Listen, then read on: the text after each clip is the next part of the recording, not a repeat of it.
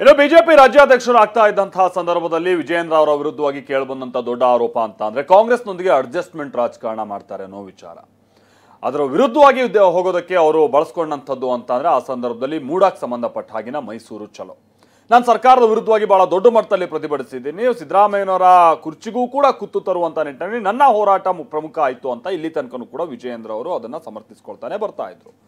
ಈಗ ಮತ್ತೆ ವಿಜಯೇಂದ್ರ ಅವರ ವಿರುದ್ಧವಾಗಿ ಅದೇ ರೀತಿಯಾದಂತಹ ಆರೋಪಗಳು ದೊಡ್ಡ ಮಟ್ಟದಲ್ಲಿ ಅವರ ವಿರೋಧಿ ಬಣ ಮಾಡೋದಕ್ಕೆ ಶುರು ಮಾಡ್ತಾ ಇದ್ದ ಹಾಗೆ ಮತ್ತದೇ ಮೈಸೂರಿನ ವಿಚಾರವನ್ನೇ ಒಂದು ಅಸ್ತ್ರವನ್ನಾಗಿ ಮಾಡಿಸಿಕೊಂಡಿದ್ದಾರೆ. ಹೌದು, ಉದಯಗಿರಿ ಸ್ಟೇಷನ್ ಮೇಲೆ ಕಲ್ಲು ತೂರಾಟ, ಬೆಂಕಿ ಹಚ್ಚೋಕೆ ಹೋದಂತ ಪ್ರಕರಣಕ್ಕೆ ಸಂಬಂಧಪಟ್ಟ ಹಾಗೆ ಇದೀಗ ಮತ್ತೆ ಅವರು ಮೈಸೂರು ಚಲೋಗೆ ಮುಂದಾಗ್ತಾ ಇರುವಂತಹ ಸಂದರ್ಭ. ನಾನು ಸರ್ಕಾರದ ವಿರುದ್ಧವಾಗಿಯೇ ಇಷ್ಟು ದೊಡ್ಡ ಮಟ್ಟದಲ್ಲಿ ಪ್ರತಿಭಟಿಸ್ತಾ ಇದ್ದೀನಿ, ನಾನು ಹೇಗೆ ಅಡ್ಜಸ್ಟ್ಮೆಂಟ್ ಮಾಡ್ಕೊಂಡಿರೋದಕ್ಕೆ ಸಾಧ್ಯ ಅಂತ ಮತ್ತವರು ಗಟ್ಟಿ ಧ್ವನಿಯಲ್ಲಿ ಪ್ರಶ್ನೆ ಮಾಡೋದಕ್ಕೆ ಇದೊಂದು ಅವಕಾಶ ಕೂಡ ಆಗಿದೆ. ಅದರ ಜೊತೆಗೇನೆ ಬಿಜೆಪಿ ಬಣಬಡಿದಾಟ ಇದೆಯಲ್ಲ, ಬಹಳ ದೊಡ್ಡ ಮಟ್ಟದಲ್ಲಿ ಅದು ಮುಂದುವರ್ಸ್ಕೊಂಡು ಹೋಗ್ತಾ ಇದ್ದು ರೇಣುಕಾಚಾರ್ಯ ಅಂತೂ ಕೆಲ ನಾಯಕರುಗಳ ವಿರುದ್ಧವಾಗಿ ಬಹಳ ವಾಚಮಗೋಚರವಾಗಿ ಇವತ್ತು ಟೀಕೆ ಮಾಡಿದ್ದಾರೆ. ಇನ್ನು ಕುಮಾರ್ ಬಂಗಾರಪ್ಪ ಅವರು ನಾನು ರಾಜ್ಯಾಧ್ಯಕ್ಷ ಆಗೋದಕ್ಕೆ ಸಿದ್ಧ ಇದ್ದೀನಿ ಅಂತ ಕ್ಲೈಮ್ ಮಾಡಿದಂಥದ್ದು ವಿಚಾರ ಇದೆಯಲ್ಲ, ಇದು ವಿಜಯೇಂದ್ರ ಬಣದ ಹಲವು ನಾಯಕರನ್ನ ಕಣ್ಣು ಕೆಂಪಗಾಗಿಸಿದೆ. ಮತ್ತೊಂದು ಕಡೆ ಶ್ರೀರಾಮುಲು ಅವರ ವಿರುದ್ಧವಾಗಿ ಸ್ವಪಕ್ಷದಲ್ಲೇ ಅದರಲ್ಲೂ ಕೂಡ ಒಂದು ಕ್ಷೇತ್ರಕ್ಕೆ ಸಂಬಂಧಪಟ್ಟ ಹಾಗಿನ ಮೂಲ ಬಿಜೆಪಿ ನಾಯಕರುಗಳು ಸಿಟ್ಟು ವ್ಯಕ್ತಪಡಿಸೋದಕ್ಕೆ ಶುರು ಮಾಡ್ತಾ ಇದ್ದಾರೆ. ಹಾಗೆ ತಮ್ಮ ಏನು ಸಾಲು ಸೋಲ್ನಿಂದಾಗಿ ಒಂದು ಚರಿಷ್ಮಾ ಕಳ್ಕೊಳ್ತಾ ಇದ್ದಾರಲ್ಲ ಶ್ರೀರಾಮುಲು, ಅದನ್ನು ಮರಳಿ ಪಡೆಯುವಂತ ನಿಟ್ಟಿನಲ್ಲಿ ಅವ್ರ ಪ್ರಯತ್ನ ಬಹಳ ದೊಡ್ಡ ಮಟ್ಟದಲ್ಲೇ ಸಾಗ್ತಾ ಇದೆ ಅನ್ನುವಂಥದ್ದು ಅವರ ನಡೆಗಳಿಂದ ಗೊತ್ತಾಗ್ತಾ ಇದೆ. ಏನಾಗ್ತಾ ಇದೆ ಬಿಜೆಪಿ ಮನೆಯಲ್ಲಿ ಹಾಗಾದ್ರೆ ಬನ್ನಿ ರಿಪೋರ್ಟ್ ಅಲ್ಲಿ ನೋಡ್ಕೊಂಬೋಣ. ಮೈಸೂರಿನಲ್ಲಿ ಉದಯಗಿರಿಯಲ್ಲಿ ನಡೆದಿರ್ತಕ್ಕಂಥ ಘಟನೆ, ನಾಳೆ ನಾನು ಕೂಡ ಮೈಸೂರಿಗೆ ತೆರಳುತ್ತಾ ಇದ್ದೇನೆ.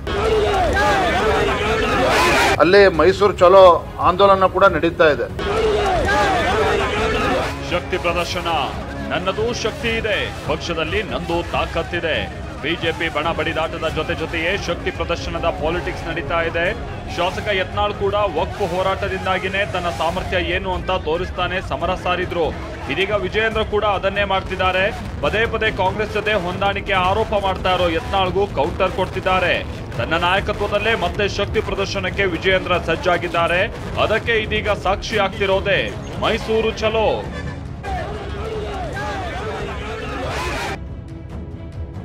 ಮತ್ತೆ ಶಕ್ತಿ ಪ್ರದರ್ಶನಕ್ಕೆ ಸಜ್ಜಾದ ಬಿವೈ ವಿಜಯೇಂದ್ರ.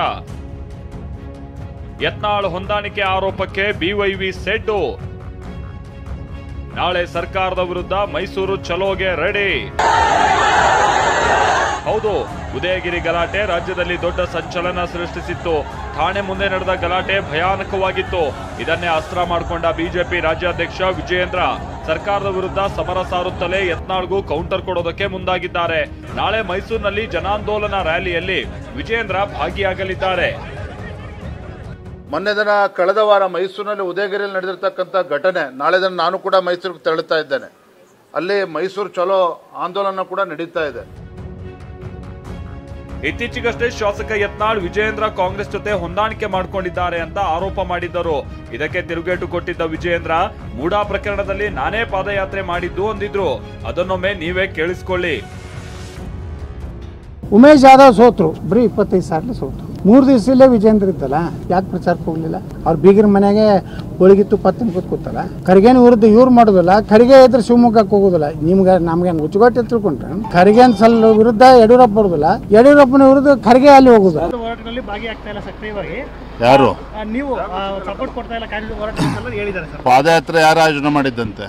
ಬೆಂಗಳೂರಿನಿಂದ ಮೈಸೂರಿಗೆ ಪಾದಯಾತ್ರೆ ಮಾಡಿ ಭ್ರಷ್ಟ ಕಾಂಗ್ರೆಸ್ ಸರ್ಕಾರದ ವಿರುದ್ಧ, ಮುಖ್ಯಮಂತ್ರಿಗಳ ವಿರುದ್ಧ ಹೋರಾಟ ಮಾಡಿರ್ತಕ್ಕಂಥದ್ದು ನಮ್ಮ ಕಾರ್ಯಕರ್ತರು ರಾಜ್ಯದ ಅಧ್ಯಕ್ಷ ನೇತೃತ್ವದಲ್ಲಿ ಹೋರಾಟ ಮಾಡಿರ್ತಕ್ಕಂಥದ್ದು.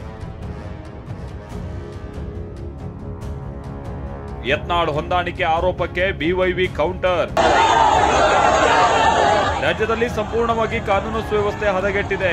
ನೇರವಾಗಿ ಹೇಳ್ತಿದ್ದೀನಿ, ಇದಕ್ಕೆ ಸರ್ಕಾರವೇ ಹೊಣೆ ಅನ್ನೋ ಮೂಲಕ ಯತ್ನಾಳ್ ಆರೋಪಕ್ಕೆ ಕೌಂಟರ್ ಕೊಡೋ ಕೆಲಸವನ್ನು ವಿಜಯೇಂದ್ರ ಮಾಡಿದ್ರು. ಈ ರಾಜ್ಯದಲ್ಲಿ ಕಾನೂನು ಸುವ್ಯವಸ್ಥೆ ಹದಗೆಟ್ಟಿರ್ತಕ್ಕಂಥದ್ರಲ್ಲಿ ಎರಡು ಮಾತಿಲ್ಲ. ನೇರವಾಗಿ ಹೇಳ್ತಾನೆ, ಅದಕ್ಕೆ ರಾಜ್ಯ ಸರ್ಕಾರನೇ ಹೊಣೆ. ಎಲ್ಲೋ ಒಂದ್ ಕಡೆ ರಾಜ್ಯ ಸರ್ಕಾರ ಕಾನೂನು ಸುವ್ಯವಸ್ಥೆ ವಿಚಾರದಲ್ಲಿ ಸಂಪೂರ್ಣ ವಿಫಲ ಆಗಿದೆ. ಉದಯಗಿರಿ ಘಟನೆ ಇರ್ಬೋದು, ಪೊಲೀಸ್ ಸ್ಟೇಷನ್ಗೆ ಹೊತ್ತು ಪುಡಾರಿಗಳು ದೇಶದ್ರೋಹಗಳು ನುಗ್ಗಿ ಅಲ್ಲಿ ದಾಂಧಲೆ ಮಾಡ್ತಾರೆ ಅಂತೇಳಿ ಅವ್ರು ರಕ್ಷಣೆ ಮಾಡ್ತಕ್ಕಂಥ ಕೆಲಸ ಕಾಂಗ್ರೆಸ್ ಸರ್ಕಾರ ಮಾಡ್ತಾ ಇದೆ. ದರೋಡೆಗಳು ನಡೀತಾ ಇದೆ, ಕೊಲೆಗಳು ನಡೀತಾ ಇದೆ. ನನ್ನನ್ನು ಕೂಡ ಬೆಂಗಳೂರಿನಲ್ಲಿ ನಡೆದಿರ್ತಕ್ಕಂಥ ಘಟನೆ, ಇವತ್ತು ಅಶೋಕ್ ನಗರದಲ್ಲಿ ನಡೆದಿರ್ತಕ್ಕಂಥ ಘಟನೆ, ಇವತ್ತು ಬೆಂಗಳೂರು ಸುರಕ್ಷಿತವಾಗಿಲ್ಲ, ರಾಜ್ಯದಲ್ಲೂ ಕೂಡ ಇವತ್ತು ಸುರಕ್ಷತೆ ಯಾರು ಕೂಡ ಓಡಾಡದೇ ಇರತಕ್ಕಂಥ ಪರಿಸ್ಥಿತಿ ನಿರ್ಮಾಣ ಆಗಿದೆ ಅಂತ ಹೇಳಿದ್ರೆ ಇದು ರಾಜ್ಯ ಸರ್ಕಾರನ ಜವಾಬ್ದಾರಿಯನ್ನ ಹೊಣೆಯನ್ನ ಹೊತ್ಕೋಬೇಕಾಗ್ತದೆ. ಇತ್ತ ಶಾಸಕ ಯತ್ನಾಳ್ ಬಣದಲ್ಲಿ ಸೈಲೆಂಟ್ ವೈಲೆಂಟ್ ಆಟಗಳು ನಿಲ್ತಿಲ್ಲ. ರಾಜ್ಯಾಧ್ಯಕ್ಷ ಸ್ಥಾನದ ಮೇಲೆ ಕಣ್ಣಿಟ್ಟಿರುವ ಯತ್ನಾಳ್ ಸ್ಪರ್ಧೆಗೆ ನಾನು ಸಿದ್ಧ ಅಂದಿದ್ರು. ಲಿಂಗಾಯತ ಬಂದ್ರೆ ನಾನು ಸಿದ್ಧ, ವಾಲ್ಮೀಕಿ ಅಂದ್ರೆ ರಾಮುಲು ಸ್ಪರ್ಧೆ ಮಾಡ್ಲಿ ಅಂತ ಯತ್ನಾಳ್ ಹೇಳಿದ್ದರು. ಇದೀಗ ರೆಬೆಲ್ಸ್ ತಂಡದ ಮತ್ತೋರ್ವ ನಾಯಕ ಕುಮಾರ್ ಬಂಗಾರಪ್ಪ ನನ್ನ ಪರಿಗಣಿಸಿದ್ರೆ ನಾನು ಜವಾಬ್ದಾರಿ ನಿಭಾಯಿಸೋದಕ್ಕೆ ಸಿದ್ಧ ಅಂತ ಹೇಳಿದ್ದಾರೆ. ಪರಿಗಣಿಸಿದರೆ we will take up the job. ಪರಿಗಣಿಸಿದರೆ ಅದು ಯಾವುದೇ ಹಂತದಲ್ಲಿ ಪರಿಗಣಿಸ್ಬೋದು, ಅದನ್ನು ಅಧ್ಯಕ್ಷರಾಗಿಯೇ ಪರಿಗಣಿಸ್ತಾರೆ ಅಥವಾ ಬಟ್ ನಾವು ಪಕ್ಷದ ಕಾರ್ಯಕರ್ತರಾಗಂತೂ ನಾವು ಇದ್ದೇ ಇರ್ತೀವಿ. ನಮ್ಮ ಕೆಲಸಗಳನ್ನ ಇವಾಗ ಮೊನ್ನೆ MP ಎಲೆಕ್ಷನ್ಸ್ ಬಂದಾಗ ನಾವು ಹೋಗಿ ಮಾಡಲಿಲ್ವಾ? ಕೇಳಿದ್ರಲ್ಲ ಕುಮಾರ್ ಬಂಗಾರಪ್ಪ ಆಡಿದ ಮಾತುಗಳನ್ನ. ಈ ಮಾತುಗಳೇ ವಿಜಯೇಂದ್ರ ಟೀಮ್ ಕಣ್ಣು ಕೆಂಪಗಾಗುವಂತೆ ಮಾಡಿದೆ. ರಾಜ್ಯ ಬಿಜೆಪಿ OBC ಮೋರ್ಚಾ ಅಧ್ಯಕ್ಷ ರಘು ಕೌಟಿಲ್ಯ ಅಂತೂ ಟ್ವೀಟ್ ನಲ್ಲಿ ಕುಮಾರ್ ಬಂಗಾರಪ್ಪಗೆ ನೀವು ಬಿಜೆಪಿ ಕಾರ್ಯಕರ್ತರಾಗುವ ಯಾವ ಗುಣಗಳೂ ಇಲ್ಲ ಅಂತ ಕೌಂಟರ್ ಮೇಲೆ ಕೌಂಟರ್ ಕೊಟ್ಟಿದ್ದಾರೆ.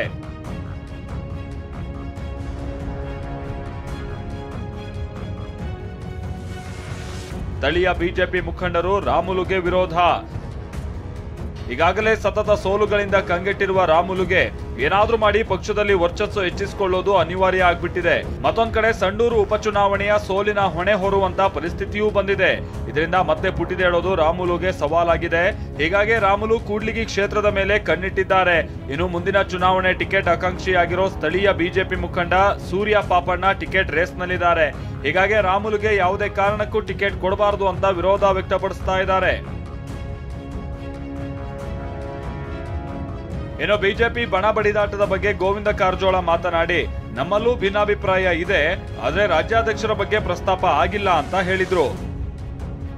ಎಸ್, ನಮ್ಮ ಪಕ್ಷದಲ್ಲೂ ಕೆಲವರು ಭಿನ್ನಾಭಿಪ್ರಾಯಗಳಿದ್ದಾವೆ. ಅದನ್ನು ಈಗಾಗಲೇ ಹೈಕಮಾಂಡು ಗಂಭೀರವಾಗಿ ಪರಿಗಣಿಸಿದ. ಆದಷ್ಟು ಬೇಗನೆ ಆ ಸಮಸ್ಯೆಗೆ ಪರಿಹಾರ ಮಾಡ್ತಾರೆ. ಎಲ್ಲರನ್ನೂ ಸಮಾಧಾನ ಮಾಡಿ ಒಟ್ಟಿಗೆ ತಗೊಂಡು ಹೋಗೋ ರೀತಿಯಲ್ಲಿ ನಮ್ಮ ಹೈಕಮಾಂಡು ಮಾಡೇ ಮಾಡ್ತಾರೆ. ರಾಜ್ಯಾಧ್ಯಕ್ಷರ ಚುನಾವಣೆ ಬಗ್ಗೆ ಈಗೇನಿಲ್ಲ. ಈಗಂತೂ ನಮ್ಮ ಪಕ್ಷದ ಅಧ್ಯಕ್ಷರು ವಿಜೇಂದ್ರ ಅವರು ಇದ್ದಾರೆ. ಅದರ ಬಗ್ಗೆ ಯಾವುದೇ ಇನ್ನೂ ಪ್ರಸ್ತಾಪ ಹೈಕಮಾಂಡ್ನಲ್ಲಿ ಆಗಿಲ್ಲ. ಎಲ್ಲರೂ ಸರಿಯಾಗಿ ಎಲ್ಲರೂ ಕೂಡಿ ಹೋಗ್ತಾರೆ. ಖಂಡಿತವಾಗಿಯೂ ಕಾಂಗ್ರೆಸ್ ಅನ್ನ ಎದುರಿಸಲಿಕ್ಕೆ ಎಲ್ಲರೂ ಕೂಡ್ತಾರೆ. ಮತ್ತೆ ನಮ್ಮ ವೈರಿ ಇರ್ತಕ್ಕಂಥದ್ದು ನಮ್ಮ ಪಕ್ಷದ್ದು ಕಾಂಗ್ರೆಸ್ಸೇ ನಮ್ಮ ವೈರಿ ಕರ್ನಾಟಕದಲ್ಲಿ. ಅದಕ್ಕಾಗಿ ನಾವು ಕಾಂಗ್ರೆಸ್ ವಿರುದ್ಧ ಎಲ್ಲರೂ ಒಕ್ಕಟ್ಟಾಗಿ ಒಂದಾಗಿ ಖಂಡಿತವಾಗಿಯೂ ಕೆಲಸ ಮಾಡ್ತೀವಿ. ಅಧ್ಯಕ್ಷರ ಆಯ್ಕೆ ವಿಚಾರ ಹೈಕಮಾಂಡ್ಗೆ ಬಿಟ್ಟದ್ದು. ಹೈಕಮಾಂಡ್ದವರು ತೀರ್ಮಾನ ಮಾಡ್ತಾರೆ. ಹೈಕಮಾಂಡು ತೀರ್ಮಾನಕ್ಕೆ ನಾವೆಲ್ಲರೂ ಬದ್ಧರಾಗಿರ್ತೀವಿ. ಅದೇನೇ ಹೇಳಿ, ಬಿಜೆಪಿ ಮನೆಯಲ್ಲಿನ ಬಣ ಬಡಿದಾಟ ನಾನಾ ಸ್ವರೂಪ ಪಡಿತಾ ಇದೆ. ಪಕ್ಷದಲ್ಲಿ ಒಬ್ಬೊಬ್ಬರೇ ಶಕ್ತಿ ಪ್ರದರ್ಶನ ಮಾಡ್ತಿದ್ದಾರೆ. ಆಂತರಿಕ ಕಲಹ ಬಿಜೆಪಿಗೆ ಮುಳುವಾದ್ರೂ ಅಚ್ಚರಿ ಏನಿಲ್ಲ. Bureau report, TV9.